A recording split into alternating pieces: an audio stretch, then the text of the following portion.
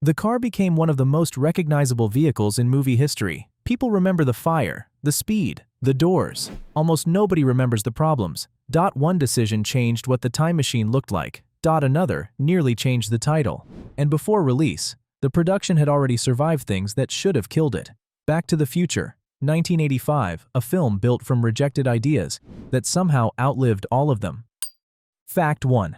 The time machine was originally a refrigerator. Marty was going to be placed inside one and driven into a nuclear explosion. In early drafts, Doc Brown's time device was a stationary chamber, essentially a large fridge, that had to be taken by truck to a nuclear test site in Nevada to harness enough energy. Spielberg vetoed it. He was concerned children would lock themselves in refrigerators trying to replicate the experiment. The budget also couldn't cover the Nevada location. Both problems pushed Zemeckis toward a mobile solution and toward the DeLorean. Fact 2. Robert Zemeckis and Bob Gale conceived Back to the Future in 1980. The script was rejected 44 times. Studios found it too gentle for the raunchy teen comedy market. Disney passed specifically because of the Lorraine subplot, missing entirely that Marty spends the film horrified by it. Zemeckis directed Romancing the Stone. It became a hit, and Spielberg finally got the film made. 44 rejections. Then the biggest film of 1985. Fact 3. Ford Motor Company offered $75,000 to replace the DeLorean with a Ford Mustang. Bob Gale's response has never been forgotten. Gale said, "Doc Brown doesn't drive a fucking Mustang." John DeLorean was on trial for cocaine trafficking during pre-production. His car had a dangerous image that felt right for an eccentric inventor.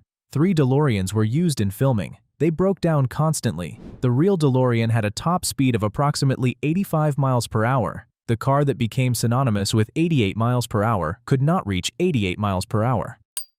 Fact 4. Michael J. Fox was the first choice for Marty McFly. The producer of Family Ties did not give him the script to read. Gary David Goldberg decided Fox's absence would damage the show and declined on Fox's behalf, without consulting Fox. Zemeckis cast Eric Stoltz instead. Fox found out months later, after Stoltz had already been filming, when Goldberg finally handed him the script in an envelope and told him Zemeckis wanted him. Fox agreed to join without reading it. His only condition: Family Ties would take priority.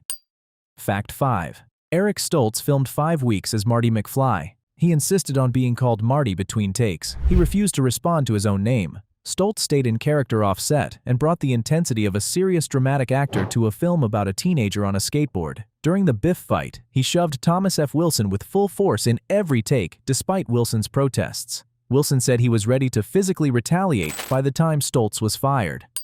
Fact 6. On January 10, 1985, Zemeckis fired Stoltz. He later called it the hardest meeting of his career. Zemeckis: "It was the hardest meeting I've ever had in my life, and it was all my fault. I broke his heart." Stoltz told his makeup artist he wasn't a comedian and didn't understand why he'd been cast. The rest of the cast became visibly cautious. They had watched the lead replaced months in and understood their own positions were not guaranteed.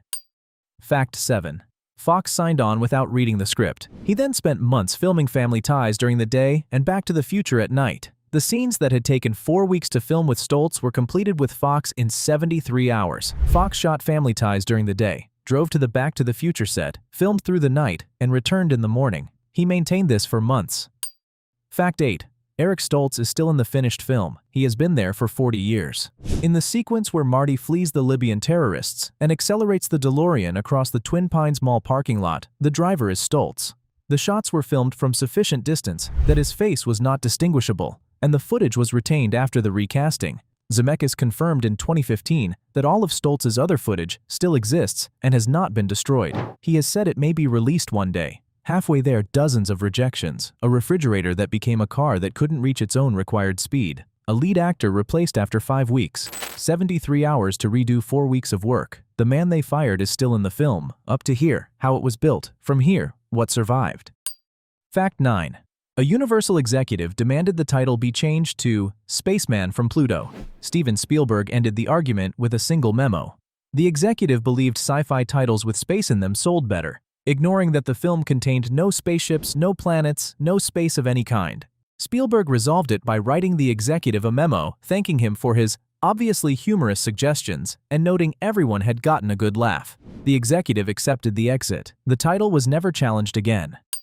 Fact 10. Doc Brown's companion was originally a chimpanzee named Shemp.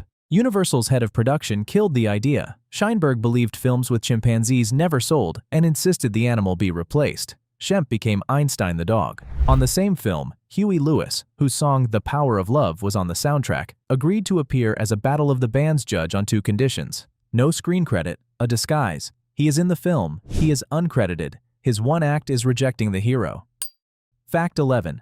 The federal speedometer limit in 1979 was 85 miles per hour. The DeLorean's real top speed was approximately 85 miles per hour. The film requires 88 miles per hour. A law signed by President Carter had capped speedometers at 85 miles per hour to discourage speeding. The production built a custom instrument cluster specifically to display 88 miles per hour, a speed the gauge was not legally permitted to show, and the car could not physically reach. The number 88 was chosen because it looked good on the display and was easy to remember. The most famous speed in science fiction was selected for aesthetic reasons and required illegal hardware to show on screen. Fact 12. The entire film contains 32 visual effects shots. The lightning strike was achieved by pouring gasoline in a line, setting it on fire, and filming it at high speed. Christopher Lloyd performed the clock tower sequence himself, harnessed but genuinely suspended, while wind machines, rain, and pyrotechnics ran around him. The production finished days before release. At a test screening, 99% of the audience rated it very good or excellent. Universal moved the release date forward to capture the full summer window. Fact 13. Crispin Glover refused to return for the sequels. The producers replaced him with another actor wearing prosthetics designed to look like Glover's face, without his permission. Glover was offered $150,000, while Thompson and Wilson received $650,000 and $350,000. He declined. The producers cast Jeffrey Weissman in prosthetics and told the crew to call him Crispin. Glover sued. The Screen Actors Guild subsequently changed its rules to prohibit studios from replicating an actor's appearance without consent. Every protected digital likeness since 1990 exists because Glover refused to return. Fact 14. Melora Hardin was cast as Jennifer and fired before filming a single scene. When the production recast the lead, Hardin's height became a problem. At 5'7", she was too tall to play the girlfriend of a 5'4" actor convincingly. She was released. She had completed costume fittings, rehearsals, and weeks of preparation. The call came the morning of her first day on camera. Fact 15. Ronald Reagan watched Back to the Future, loved the joke about himself, and quoted it in a State of the Union address. In the film, Marty tells 1955 Doc Brown that Ronald Reagan is president.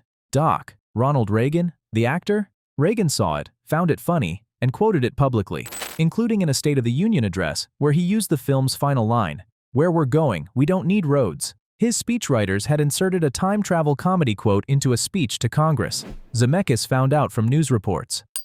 Fact 16. The idea for Back to the Future came from a yearbook. Bob Gale was visiting his parents, found his father's high school annual, and saw his father had been class president. Gale asked himself, would I have been friends with my dad if we'd gone to school together? He brought the question to Zemeckis. The film that survived 44 rejections, lost its lead actor, and was quoted in a State of the Union address, began with a son looking at a photograph of his father and wondering whether they would have been friends.